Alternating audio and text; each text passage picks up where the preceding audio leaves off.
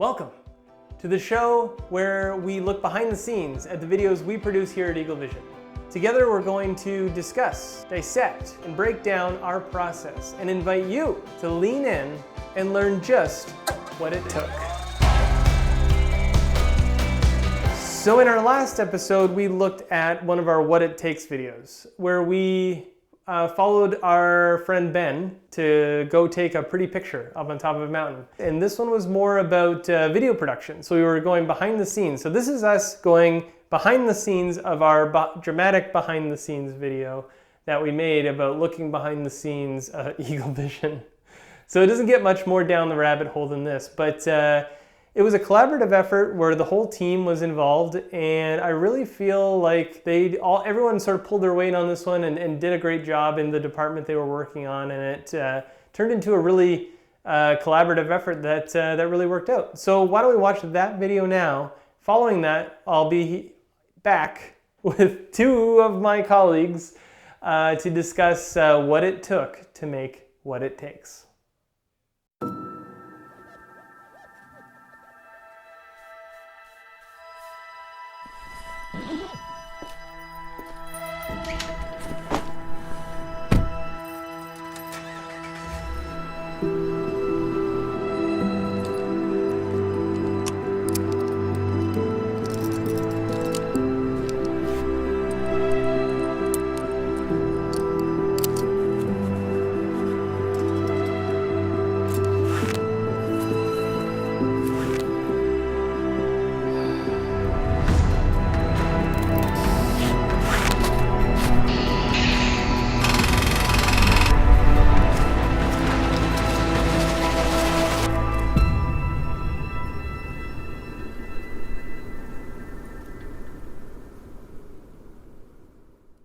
That was What It Takes, number 2, the second commercial that we did for some self-promotion stuff. And this one was a little bit more like self-generated out of the hive mind of Eagle Vision. So I'm here with Jesse and Leanne. Why don't you guys introduce yourselves, starting with you, Leanne. Hi, I am the photographer at Eagle Vision, or one of, and I also fly drone at Eagle Vision. Yeah, Jesse. Hi, I'm Jesse. I'm a cinematographer and editor at Eagle Vision Video Productions. Awesome. And why don't you guys, Jesse, can you briefly tell me about where this project came from? Because I remember I came to work one day and this was just already like being made. I guess we were working on this cool project with MatCon, where we got to do something pretty unique, which was hang from the side of a cliff and film some people. So Ben was like, hey, this would be a great opportunity for What It Takes. Let's see if we can put something together. And that's kind of the inception of it, I think. Cool. And where did the production start? How did you get started on this thing? I believe I was dished out some footage that was already shot for the MatCon project, and then Ben said, "Hey, put together a small edit of what you can from this footage, and then put together a list of more footage that you need." So then put together the edit, and then we had a small meeting, and we said, "Hey, where would we like this to go?" And then we started spinning some ideas. I believe you came up with the idea for the cleaning the camera at the beginning, and then it just kind of went from there. Yeah, I remember we spent a little bit of time shot listing this, and that shot list was sort of given to a few of you guys who worked on this for as far as shooting and execution. I only worked on like a couple quick shots for this, but you guys sort of collectively rolled with this. Leanne, talk to me about your part in this. Where did you factor in? When did you start working on it? Well, I work mostly on site, so typically, I started with Kent, who is the one in the blue there, and we were doing the MatCon job before. So we had, where we were already working for MatCon to get their video put together. And so when I came in, it was pretty much just you guys giving me a shot list and going out and trying to capture everything for our video as well. So kind of just doing 2 videos at once. And what parts did you capture here that we see in the commercial? So I flew all the drone, and then I got all the on-site um, close-ups of Kent getting ready and of pretty much the B-roll or anything like that. Pretty much everything on site, I think I took. Cool. And everything in the office, I think that was you, Jesse. You shot most of that Yeah, stuff. Cool. that was correct. And Jesse, you also edited this as well. We'll go through it from top to bottom in a second here, but what were some of the challenges or considerations for editing this piece? That actually wasn't a very challenging edit. It was a lot of fun, and it just kind of came together. One thing that definitely helped shape the edit was the sound design. I had a lot of fun with the sound design, kind of creating a rhythm using sound effects and Foley.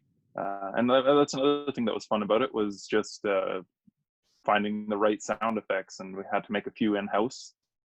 But for the most part, yeah, no, it was just an easy, fun edit that was just kind of came together.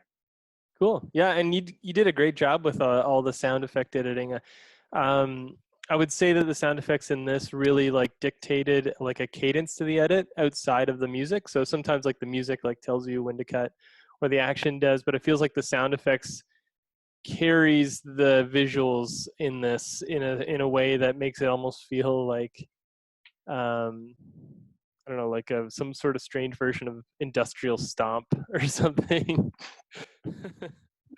So I think, yeah, you did a really good job sort of inserting all those. As we go through it, I want you to definitely stop us and tell me when and where you remember doing any specific Foley work that that's in this. So, and what you use and that kind of thing. Sure thing. So talk to us about this first little setup. He's cleaning the camera. Yeah, and there's a little bit of Foley there of just squeaking window cleaner glass, I guess. So you can just hear a little, and I just wanted that to come in nice and soft. And is he actually touching the lens here? He is, yeah. He's got a cleaning cloth, and he's just wiping the lens as he normally would. Sweet. I didn't know that. I thought it would be like on something farther away because it doesn't look like it's like right. Yeah, no, the minimum focus distance on that Sigma lens is insanely close. It's like 3 inches or something like that. So. And that's the 18 to 35 art series. Yes. Yeah. That's my favorite lens in the world.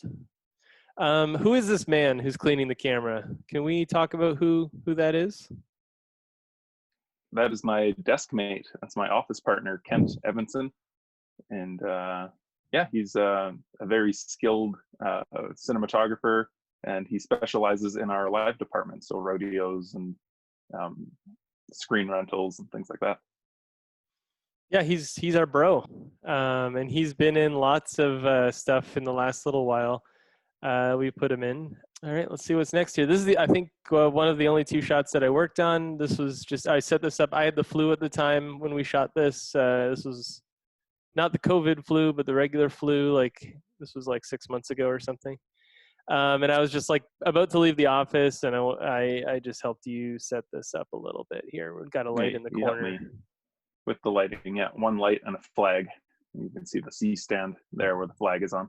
Yeah, I like that we get to see the equipment in these shoots. It makes lighting extra easy.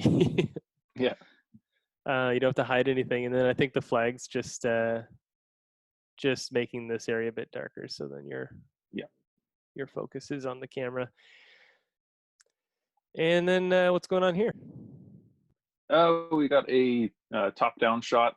I'm not even sure if I moved the light for this one. I think I just put the bag there and was like, oh, the lighting works. So yeah, we basically can't remember if this is on a tripod or if this is handheld and just stabilized after the fact. But I remember it took like 1 minute to get. Sweet. Nice little jump cut there to speed things up. Yeah. And again, then using this that shot, Foley had a cool rig that you showed me a picture of on your iPhone.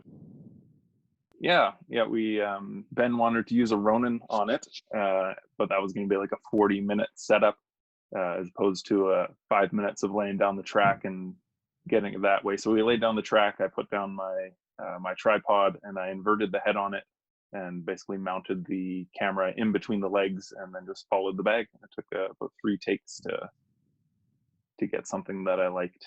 Yeah, so let's just go to the next shot here. We're opening a door, keys in hand. Yeah, and I believe there's a doorbell sound. There's a little chime that happens, I think, and we don't have a chime on our door. Yeah, that's a good call. A lot of the shots are like, they're a little mundane in like what the activity is, but I feel like your sound effects really enhance them to make them feel bigger than they are. And there's nice little tidbits here, like another the Eagle Vision logo hit right there. And this is, we should say, Leanne's truck that we're using as the prop truck. And it is sufficiently muddy for these shots. Why don't we quickly talk about, for people who aren't from Fort St. John, what are we looking at right here? What is this thing that we're seeing? So, larger client that we have at Eagle Vision is the Site C project. So we work with a few contractors, and we work with BC Hydro to do a lot of general coverage over the entire site.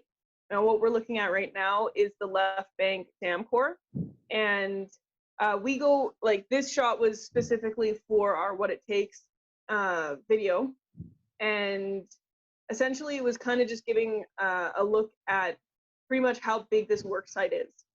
Now, the back portion there, that's where MatCon is working on, where it's on the side of the mountain, and then everything before is all, yeah, so right there, right in that section with the dark and the light cliff there. That's where MatCon is working and securing to make it safer. They're getting rid of all the loose rocks, and they're stabilizing the side. And then, yeah, so this is the Site C work area, and MatCon is one of the contractors or subcontractors that work there. And Site C is like this, it's just such a giant dam project.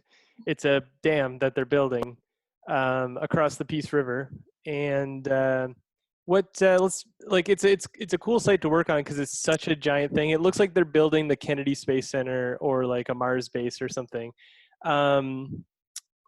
How much money does it cost to make a Site C dam? I believe the budget is up to $12 billion right now. $12 billion. So they're not messing around here. They're doing everything right. It's when you go down there, there's a lot of security. You have to go through lots of orientations, and you have to. Safety is sort of paramount there. So everything that they do goes through sort of like a checks and balances sort of system. Correct. So you're really funneled into certain areas in very specific ways, and everything you do down there has to be very calculated and planned out, and that kind of thing. So it's a really neat place to work for anyone who's not from that area. It's like an experience unlike any other, really.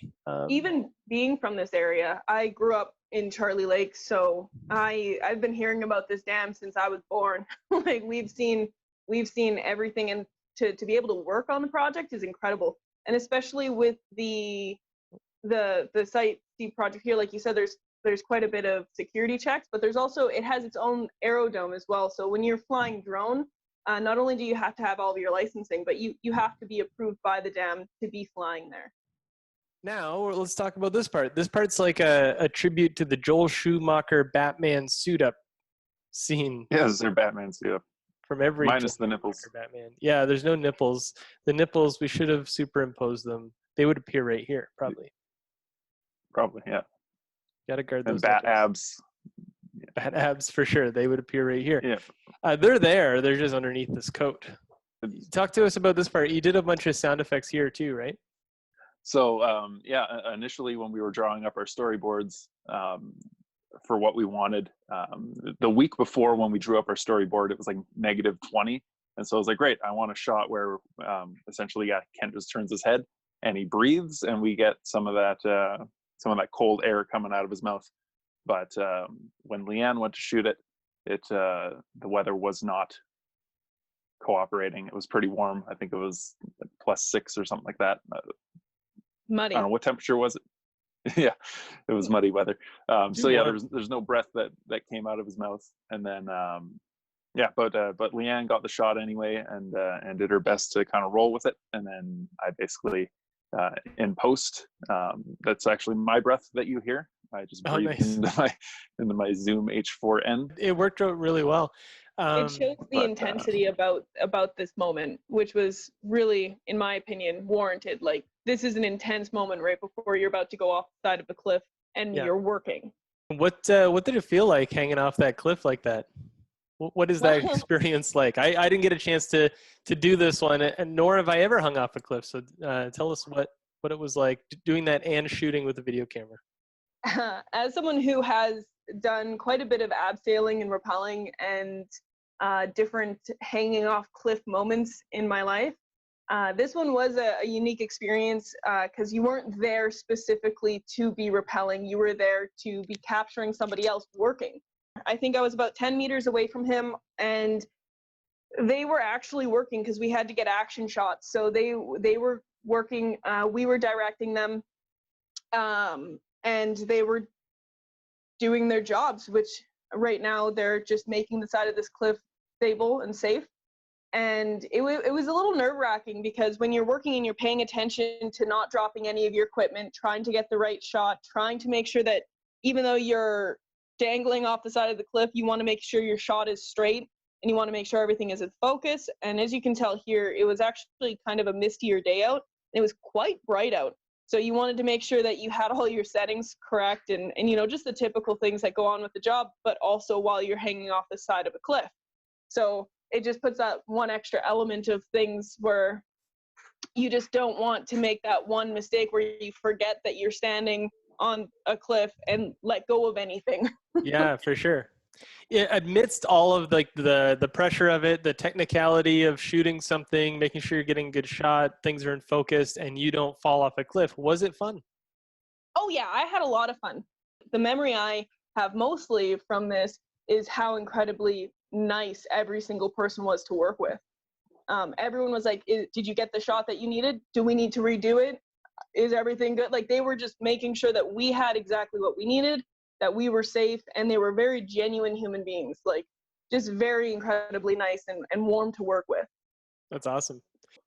Let's talk about how we shot this. Now we shot this. You can see Kent there using the Blackmagic Pocket Cinema camera 4K. I love the menu system. It's so intuitive and user friendly. And it's got like what, 5 menus on it, and they all, like, everything is just where it needs to be. It's really easy to find stuff.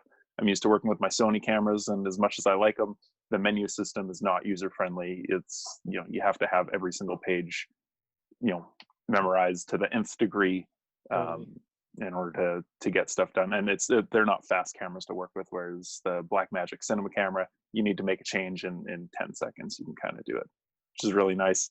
The latitude on the camera is fantastic. I love the color space that it's working with. It's kind of like that nice Canon color space that you get, but you get to work in log without paying, you know, $20,000 for a Canon C500 or whatever. So before we leave this shot, Leanne, I got to say you did a great job on all of the shooting that you did here.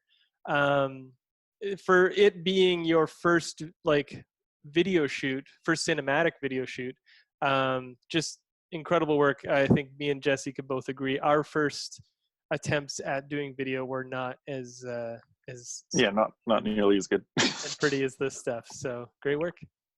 Thank you. You guys are great inspiration. And now let's quickly end off with this guy. Let's talk about the drone here. Yeah, so we're using the Phantom 4 Pro, and I really enjoy this drone. I know that it's definitely, I've been flying drone for approximately 8 months now, and at the time where I was doing this work, it was probably about 4 months. I got my license in the middle of 2019, and I've been working on just getting my smooth shots and things like that. For this being in November, and if you can see in the background there's a bit of snow.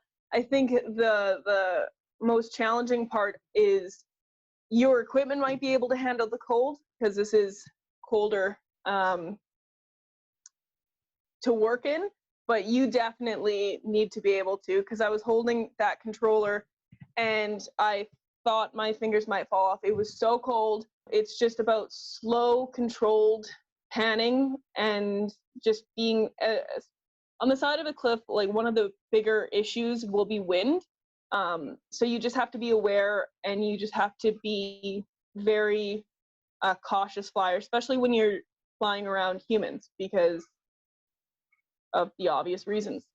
Yeah, it's a lot of considerations to do drone stuff, to do it legally, and to do it as a company, and to make sure that it's safe. So I know we shared an office for a while, and you were doing the training stuff for this, and it felt like I was just seeing it over my shoulder. It felt like it was just miles. I feel like you should be like an airline pilot or an F-18 pilot at this point, based on what I was seeing on your screen about wind velocities and types of clouds and weather and lift versus drag and all this stuff. I'm There's a lot currently taking my advanced drone license, and that's very much what it is. They basically want you to have a small aircraft pilot's knowledge of what you have to do in order to fly a drone. For sure. For the grade on this, I did not do a lot other than I just sort of darkened the midtones, and then I think out here, where is it? Out here, I just sort of tried to make it a little hazier, because we shot this over several days, and some of them were quite misty in the rest of the edit. If you were to scroll back through, you would see some of the shots. There's quite a bit of fog and stuff. So this felt like it was a little bit too clear. So I just killed the contrast back there. I made the dirt a little more red, a little more PEI red, so that it stood out. I find that was a trick. We've done a lot of stuff at Site C, and because it's a big construction site, sometimes it's hard to discern the details between what's far away and what's close, and there's lots of like earth being moved here and there, and to make that stand out, basically my go-to every time was to just kill the midtones, so then these darker areas stand out more, and then like make those darker, and then also make them a little bit more red, and make the highlighted parts. Sometimes I would make these areas a bit more yellow, and that sort of, to me, looked a little bit more like Indiana Jones dirt. I feel like it was a perfect storm of everybody just kind of on their A game, working together. It was a very synergistic shoot and process from start to end. For sure, we got a good crew. Very proud of it. Yeah, I'm proud of you guys, because like so everyone had like their hands on this in a little way or a big way, but everyone was doing something on set or in post, and I was really impressed to see this all come together sort of out of the hive mind. I'm usually of the thought that you have to have one person like giving the vision, so then you get like sort of a concise production at the end of the day, something that feels like it has a point of view. But I feel like this still came out as a collaborative effort, and it sort of speaks against that in a great way. And it's a real testament to how our team works together and can hand off a project. I think we do a pretty good job at like just like okay, I did this part, and it's moving on to this stage of development, and this person's working on it, and I might get it back later for another stage. But it's kind of cool how that worked out. And Leanne, anything to close us off? Any last thoughts for what it took to make this? For me, this was a definite eye-opener on how it is to work with a company that is very enthusiastic and excited about this. So for me, it was quite the adventure getting to work with all of these humans on site. And as one of my first experiences being an on-the-ground cinematographer, it was quite extraordinary to get your guys' feedback, and to be working with Kent, who has been doing this and has gone to school for this for many years, and just getting to work with you guys. And it was quite incredible. It was a lot of fun. In one sentence, I'd say it was a good step in to this kind of industry with commercials and things that I wasn't used to. Very cool. Thanks for joining me today, Leanne. and Jesse. We'll talk to you soon. Join us next week for the next What It Took.